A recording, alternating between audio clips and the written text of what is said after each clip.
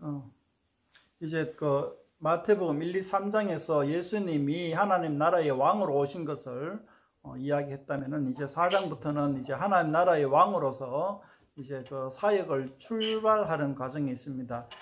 뭐 출발하기 전에 먼저 본문에 4장 본문에 보면은 그 마귀에게서 시험을 받았다 이렇게 이제 이야기합니다.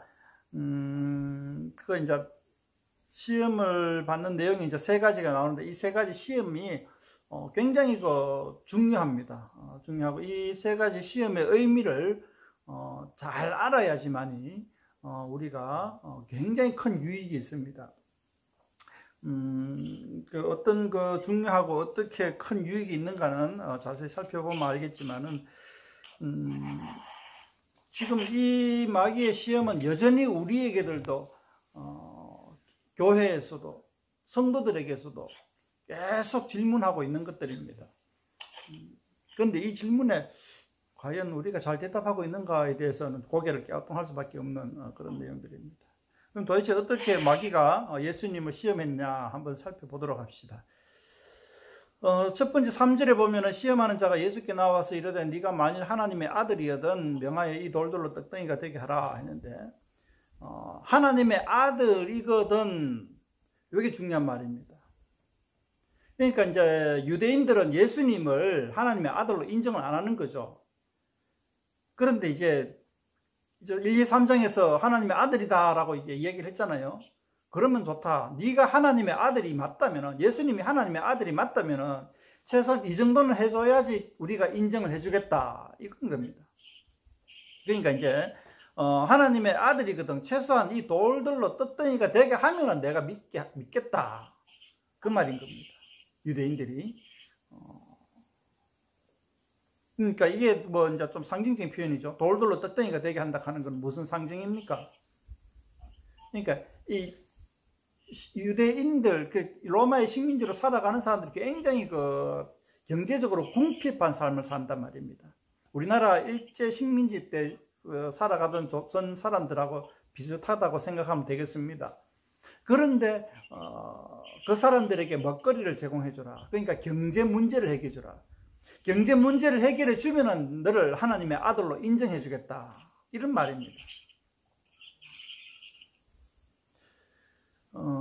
많은 사람들이 이제 2절 때문에 헷갈리는 거죠. 40일을 밤낮으로 금식한 후에 줄이신지라, 이 말씀 때문에 이게 유대인들의 먹거리를 해결해 주라 하는 말이 아니라 예수님 자신에게 식탐을 요구하는 그런 어떤 질문으로 우리가 조금 헷갈리게 하는데, 중의법일 수도 있고 아니면 전혀 상관없는 구절일 수도 있습니다. 상황이 이제 그런 거죠. 40일 밤낮으로 금식한 후에 이제 테스트 한다 하는 거, 이게 또 나름대로의 의미가 있겠죠. 그렇지만은 이제 그것이 어떤 식탐을 유발한다 하는 쪽으로 그 3절 질문을 던진다 하는 것은 우리가 좀 잘못 짚었지 않나, 이런 생각이 듭니다. 자, 이런 질문에 예수님은 이렇게 대답했죠. 4절에 보면은 기록되어 있으되 사람이 떡으로만 살 것이 아니요 하나님의 입으로부터 나오는 모든 말씀으로 살 것이니라. 자, 그러니까 하나님의 아들, 하나님 나라의 왕으로 오신 분이 이 경제적인 문제를 해결하러 온 것이 아니다. 그게 주목적이 아니다. 하나님의 말씀으로 살아갈 수 있는 나라를 이루기 위해서 오신 것이다 라는 것이죠. 그런데 재밌는 것은 이 문제, 즉 3절, 4절, 3절에서 질문과 4절에 대답한 이 문제가 이 마태복음 전반에 면면이 흐르고 있는 것을 볼 수가 있습니다. 제가 그걸 하나 기록한다고 시간이 오늘 좀 많이 걸렸는데요. 예를 들면은 예수님이 오병이의 기적에서 많은 사람들을 먹였죠, 그죠? 오병이 가면 대부분 다 잘하는 것이고, 그 뒤에 보면 또 7병이어의 기적도 나옵니다. 7병이어는 우리가 좀 생소한데 오병이하고 똑같습니다. 오병이에서는 5,000명 먹였었고 7병이어에서는 4,000명을 먹였습니다.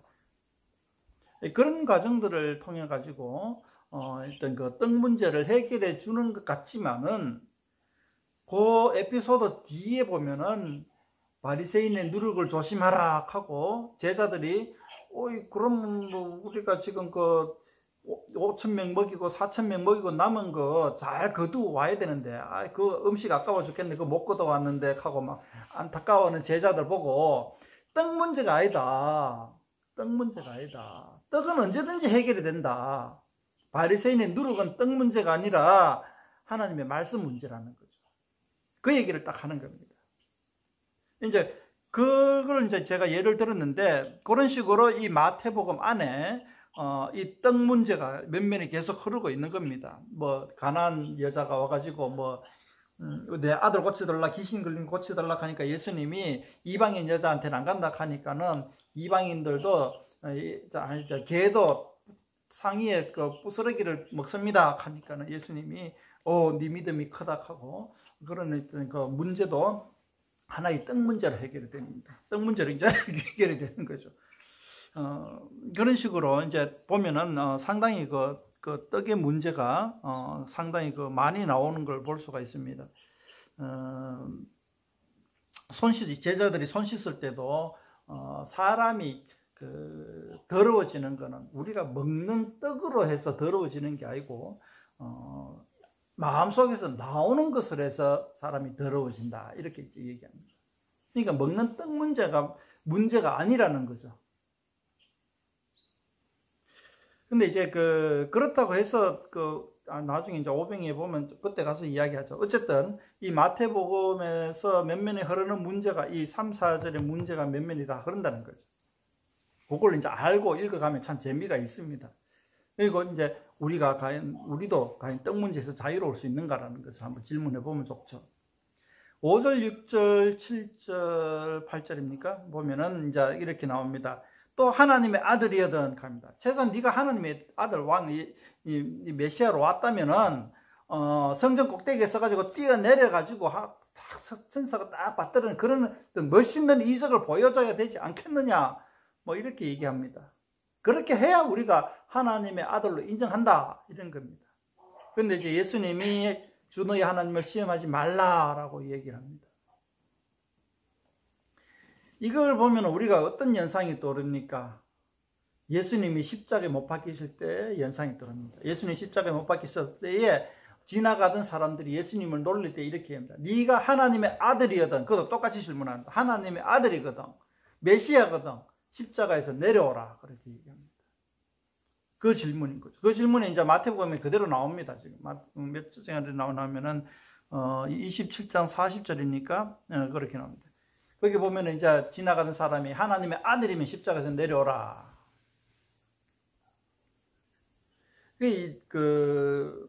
뭐라 하냐.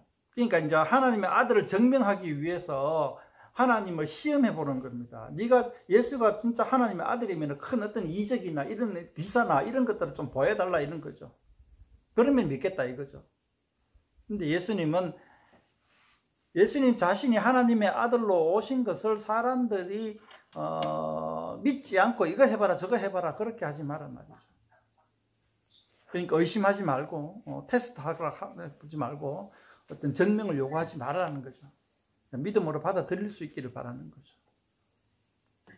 그러니까 어떤 큰 이적이나 어떤 초자연적인 현상 때문에 예수님을 믿을 것이 아니라 그의 입에서 나오는 하나님의 말씀과 그가 행하는 행위를 보고 열매를 보고 알 수 있기를 예수님은 바라시는 거죠. 그 역시 이제 이 내용 역시 이제 안에서 이제 면면이 흐르는데 그 중에 하나가 이제 그거죠. 십자가에서 내려오라 하는 그 내용으로 이제 클라이막스로 있는 거죠. 그러니까 이미 시작할 때에 마귀가 시험을 통하여서 예수님의 공생의 사역에 전반적인 어떤 갈등 구조를 갖다가 이야기해주고 있는 겁니다. 예수님의 사역을 할 때에 어떤 반동, 그러니까 거부하는 모습들이 이런 갈등의 요소들이 요 시험에 그대로 나오는 겁니다. 그럼 세 번째 시험은 뭐냐?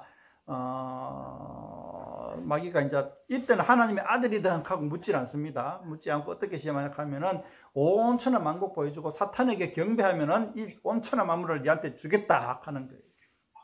이게 뭐냐 하면은 하나님 나라의 왕으로 오지 말고 세속 정부의 왕이 되어라, 이렇게 얘기를 하는 겁니다. 그러니까 세속 나라와 결탁을 해라는 이런 얘기죠. 그렇게 이제 꼬시는 겁니다. 근데 재밌는 것은 마태복음 안에서도 이 구조가 나타나는 겁니다. 안에 자세히 읽어보면은 이 하나님의 아들이라 하는 말이 한 뭐 8번, 9번 정도 나오는데, 이 하나님의 아들에 비해서 또 그 다윗의 자손이라는 말도 몇 번 나옵니다. 한 4-5번 나옵니다. 이 하나님의 아들이라 하는 말은 그 하나님 나라의 왕이다 하는 말, 그리스도시다 하는 말로 이제 기결되고, 다윗의 자손이라 하는 말은 세속 정부의 왕이다라는 말로 기결될 수가 있다는 겁니다. 그러니까 보면은 예수님이 병 고칠 때 보면은 다윗의 자손이여 나를 불쌍히 여기소서 뭐 이런 식으로 나오는 겁니다. 그러니까 하나님 나라의 왕으로서 통치가 아니라 어떤 그 이적을 베푸는 큰 선지자로서 어떤 그 백성들을 구휼하는 그런 어떤 이미지로서 다가와 달라 하는 것이죠. 물론 예수님이 다윗의 자손이 이건 분명한 것이고 그 문제도 역시 해결해 줍니다. 해결해 주는데 그렇게 함으로써 세상 왕으로서 나아가는 것이 아니고 그렇게 하시다가 십자가에 못 박히심으로써 궁극적으로 하나님의 아들이심을 갖다가 증명해 버립니다. 그러니까 다윗의 자손을 초월해 버리는 거죠.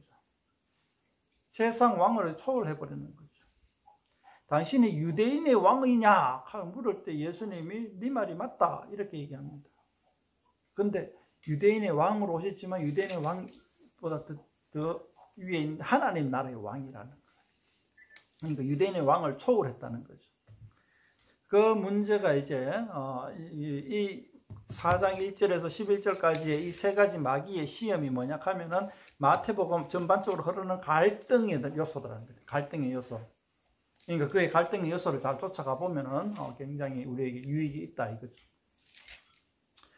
우리가 한번 또 생각해 볼 거는 우리 자신에게도 이 질문이 늘 던져집니다. 우리는 예수님을 쫓아간다 하지만은 기복신앙이 있잖아요. 기복신앙이 바로 이 떡 문제인 거예요. 돌들로 떡덩이가 되게 하는 게 기복신앙이에요. 우리에게 경제적인 문제를 해결해달라, 건강 문제 해결해달라, 뭐 온갖 문제를 해결해달라고 하나님 앞에 기도하는 것은 우리 문제를 해결해달라고 기도하는 것은 돌돌로 떡덩이가 되게 하는 겁니다. 그러니까 하나님의 나라는 하나님의 말씀을 실현하기 위한 나라인 것이지 우리의 어떤 그 개인적인 문제를 해결하는 요소로서 하나님의 예수님을 우리의 도깨비처럼 써먹는 게 아니라는 거죠. 도깨비 방망이처럼. 도깨비한테 이거 해달라고 하면 도깨비가 방망이로 뭐 뚝딱 하면 해결해 주는 그런 게 아니라는 거죠. 우리의 문제를 해결해 주는 것도 해결해 주시겠지만은 그것이 궁극적인 목적이 아니고 하나님 나라를 바로 세워서 하나님의 말씀이 실현되는 것이 목적이라는 거죠. 그것에 우리는 수단으로 불러주신 것이죠. 그게 헷갈리는 거예요. 첫 번째 질문부터 우리는 시험부터 통과를 못하는 거예요. 기복신앙에 빠진 사람들. 그 다음 두 번째 하나님의 아들이라는 뭐 성전 꼭대기에서 뛰어내리라 하는 게 또 똑같죠. 우리도 목사한테 찾아가고 교회가 찾아가 신유언사 막 하고 뭐 하면은 우악 하고 저는 진짜 하나님의 아들이 맞는갑다 하고 쫓아가는 거예요. 그러니까 이적과 초자연적인 현상을 막 쫓아가는 거예요. 거기에서 카리스마가 막 풍기고 뭐 그런데 쫓아가는 것이 아니라는 거예요. 하나님을 시험하지 말라는 거죠. 그런 것을 하는 시험을 있든지 없든지 오로지 하나님의 말씀과 성령의 열매가 있는지 그걸로서 우리가 살펴봐야 한다는 거죠. 이게 이제 우리 삶의 문제는 거죠. 이게 단지 예수님에게 마귀가 테스트한 문제가 아니라 마찬가지로 나중에 주 너희 하늘 경배하고 다만 그를 섬기라 이렇게 하고 세상의 어떤 권세를 갖는 이거는 뭐 요즘 정교 분리 뭐 이런 비슷하게 생각하면 됩니다. 세상의 권력에 갖다가 막 탐해가지고 막 하나님의 예수님을 써먹는 거 그런 걸 우리는 좀 경계하면 좋겠다 이러는 거죠. 그게 우리가 이 3가지 테스트를 보고 한번 생각해 보는 겁니다. 물론 이 마태복음 전체를 통해서 하나님의 나라의 변질적인 요소, 이 갈등 요소에서 젖는 모습을 계속해서 살펴볼 수 있을 겁니다. 그때마다 또 반복되는 얘기겠죠. 근데 오늘 이제 한번 건드려 본 겁니다. 자, 이제 세 번, 마귀의 시험을 마치고 예수님이 오셔가지고, 그러니까 그런 갈등 요소에서 이제 확실히 딱 제거해버리고, 이제 12절부터는 이제 이제 12절에서 16절은 이제 지리적 배경을 얘기합니다. 예수님이 사역을 어디서 시작했느냐. 이제 팔레스틴 유대 땅 보면은 가운데 왜 갈릴리하고 무슨 또 호수입니까? 갈릴리 호수 뭐 사해 바다 있잖아요. 거기를 통하는 이제 가느다란 색강 같은 게 있는데 그곳에 이제 북서쪽 방향에 이제 예수님의 사역 근거지입니다. 여기 보면은 가버나움이라 하는 도시인데 그 도시가 이제 예수님의 사역. 굉장히 좀 오늘날로 치면은 우리나라로 치면은 어디쯤 되겠냐 하면은 정치적으로 볼 때 제주도 좀 생각하면 되겠습니다. 제주도 왜 4.3 사건이 일어난 제주도로 생각하면 되겠습니다. 그러니까 이념 전쟁이 막 치열할 때 제주도는 이러지도 못하고 저러지도 못하고 붕 떠 있다가 굉장히 큰 피해를 입었잖아요. 이 가버나움도 나라의 소용돌이 속에서 시골이지만은 좀 큰 도시인데 종교적으로 어중간하게 돼버린 거예요. 이방인한테 이제 섞여버리고 그래서 굉장히 예루살렘으로부터 종교적으로 굉장히 핍박까지는 아니고 소외당하는 그런 도시입니다. 그런 도시고 굉장히 좀 뭐랄까 하여튼 뭐 소외되는 도시다 이렇게 생각합시다. 소외되는 도시, 소외되는 도시에서 가서 이제 가버나움에 가서 예수님이 사역을 시작합니다. 사역을 시작하는데 이제 시기는 언제냐? 17절에 보면 이때부터 했는데 이때가 언제냐? 세례 요한이 잡혔을 때부터입니다. 세례 요한이 잡혔을 때 예수님이 이제 본격적으로 사역을 시작하는데 세례 요한하고 똑같이 이야기하죠. 회개하라, 천국이 가까이 왔느니라. 회개하라입니다. 회개하라가 메시지입니다. 우리도 교회 첫발 딱 내딛을 때 하나님 나라를 딱 시작하려고 할 때 회개부터 해야 되는 겁니다. 회개부터. 우리는 뭐 교회 가가 회개도 안 하고 세례받고 그러고 우리의 옛날 삶이 그대로 이어지고 그러는데 이 회개하는 거는 삶이 완전히 바뀌어져 버리는 거죠. 지금 제가 뭐 세례 요한 이야기할 때 한번 했었죠. 삶이 완전히 바뀌어지는 게 회개입니다. 여기서 말하는 게 단순한 회개가 아니고 회개하라 하는 거는 걔가 천선하고 사람이 다시 태어나는 거고 그런 것이 회개인 거죠. 그렇게 하고 이제 천국을 맞이하자 이거죠. 근데 우리는 뭐 그렇게 전혀 안 하고 그냥 천국을 맞이해 버리니까 천국이 개판돼 버리는 거예요. 교회가 개판돼 버리는 거예요. 자, 이제 지리적 배경과 시간적 배경을 이제 얘기하고 이제 18절부터는 제자들을 불러 모읍니다. 시몬하고 안드레하고 야고보하고 요한하고 다 이제 어부 출신들인데 불러 모읍니다. 불러 모을 때에 버려두고 그물을 이제 자기 직업을 버려두고 이제 예수님을 쫓아간다는 거죠. 요즘 말로 말하면 풀타임으로 이제 쫓아가겠다 이런 뜻인데. 요 장면에서 중요한 거는 예수님이 주도적으로 제자들을 불러 모았다는 겁니다. 주도적으로. 예수님이 주도적인 겁니다. 뒤에 가면은 또 나오는데 예수님이 아주 주도적으로 이제 불러 모읍니다. 그러니까 제자들을 모으는 것이, 많은 사람들이 찾아와서, 그냥 오냐 받아주는 것이 아니고, 한 사람 한 사람을 예수님이 직접 간택을 합니다. 직접 간택을 합니다. 그게 이제 8절에서 22절을 읽을 때에 우리가 좀 눈여겨봐야 하는 장면이죠.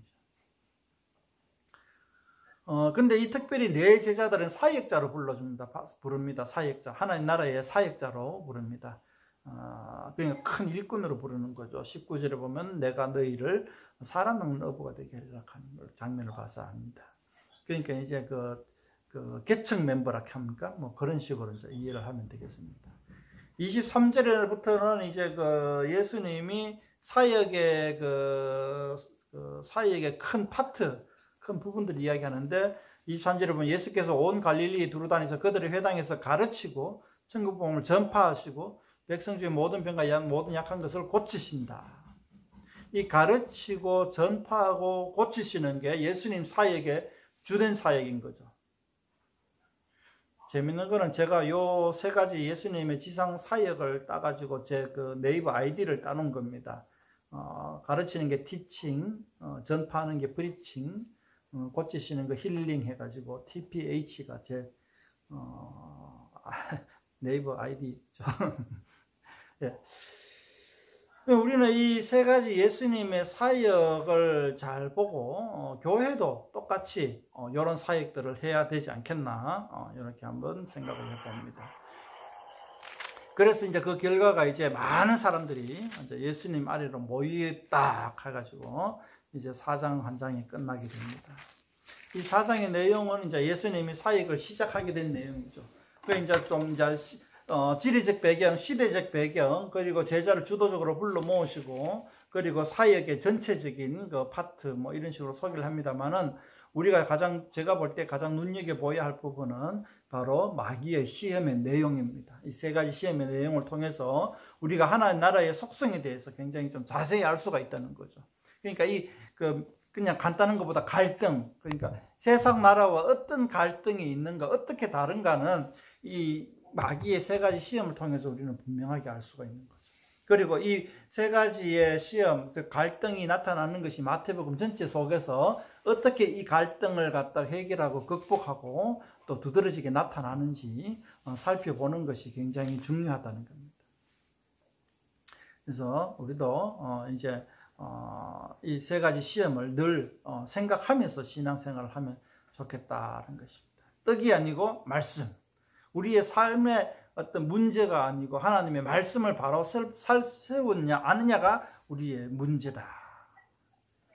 참된 교회의 정명은 어떤 큰 초자연적인 이적이 아니고 하나님의 말씀이 제대로 실현되고 있는가. 절대로 어떤 그 큰 이적 갖고 하나님을 시험하지 말자.